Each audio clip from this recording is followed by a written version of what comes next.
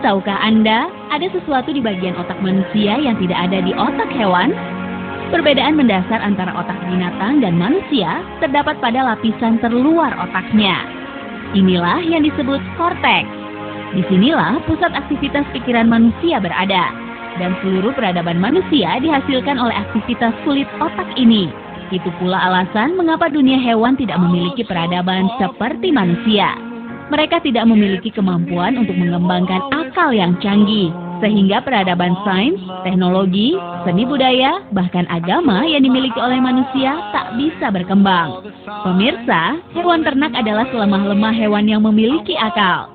Ia tidak membantah dan melawan saat diperintah manusia untuk melakukan segala pekerjaan.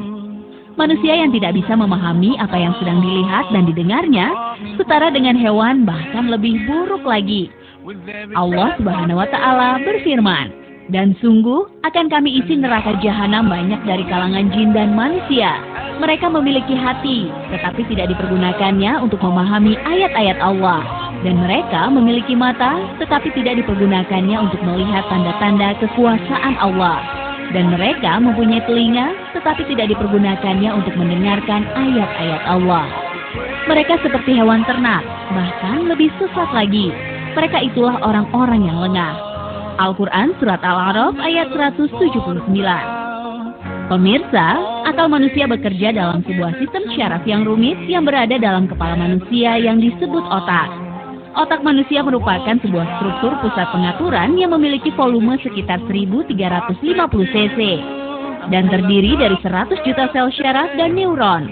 Otak mengatur dan mengkoordinir sebagian besar gerakan, perilaku dan fungsi tubuh seperti detak jantung, tekanan darah, hingga keseimbangan cairan tubuh dan suhu tubuh.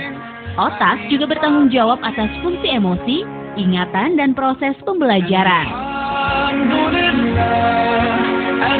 Pemirsa Mozaik Islam, penelitian modern membuktikan bagian depan otak atau frontal lobe yang terletak di bagian dalam ubun-ubun bertanggung jawab mengontrol perilaku diri, berpikir, mengatur emosi, merencanakan sesuatu, mengatur konsentrasi, dan mengambil keputusan serta pemecahan masalah.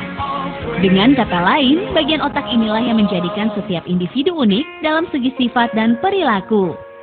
Tahukah Anda, Al-Quran secara tersirat telah menyatakan bahwa bagian ubun-ubun inilah yang bertanggung jawab untuk segala tindakan dan keputusan yang diambil manusia, termasuk di dalamnya tindakan mungkar manusia.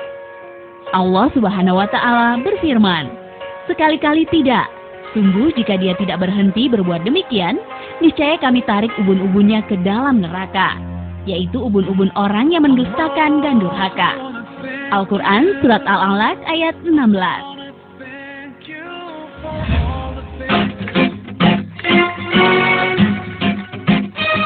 Jika dibandingkan dengan komputer, otak manusia juga tidak kalah hebatnya.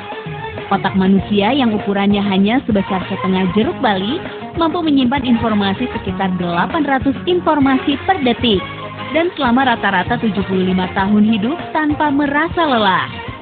Jika sebuah komputer dirancang untuk menyamai potensi otak manusia, dibutuhkan komputer yang seukuran sebuah gedung bertingkat setinggi 400 meter dan membutuhkan listrik sebanyak 1 miliar watt untuk menjalankannya.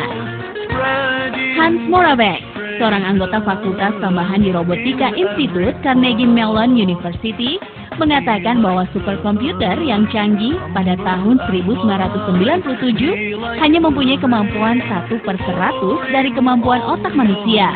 Dan baru pada tahun 2020, diprediksikan manusia mampu membuat superkomputer yang mampu menandingi otak manusia. Meskipun nantinya superkomputer dapat menganalisa masalah dan menemukan solusi lebih cepat daripada manusia, namun komputer super ini tetap memiliki kelemahan yang mendasar. Komputer buatan manusia tidak mampu beradaptasi dan mempelajari situasi seperti yang dimiliki otak manusia. Otak manusia dapat menganalisa suatu situasi yang baru dan asing, sedangkan komputer tidak. Kita sebagai manusia dapat melihat pengalaman masa lalu dan membuat kesimpulan tentang situasi yang baru. Pemirsa, komputer hanya melakukan tugas sesuai dengan instruksi yang dibuat manusia. Selama komputer masih bergantung pada instruksi saat penginstalan, maka komputer tidak dapat dikatakan lebih cerdas daripada otak manusia. Pemirsa Mozaik Islam, keberadaan akal sangat penting dalam menjalankan agama. Syariat Islam tidak menjadi wajib bagi orang-orang yang akalnya sedang tidak berfungsi. Rasulullah Shallallahu Alaihi Wasallam bersabda, pena diangkat dari 3 golongan, anak kecil, orang gila, dan orang tidur. Hadis riwayat Ibnu Majah. Islam adalah agama orang berakal.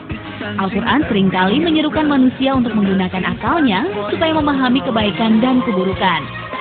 Jadi, jadilah manusia yang berakal, bukan manusia yang mirip binatang yang tak menggunakan akal.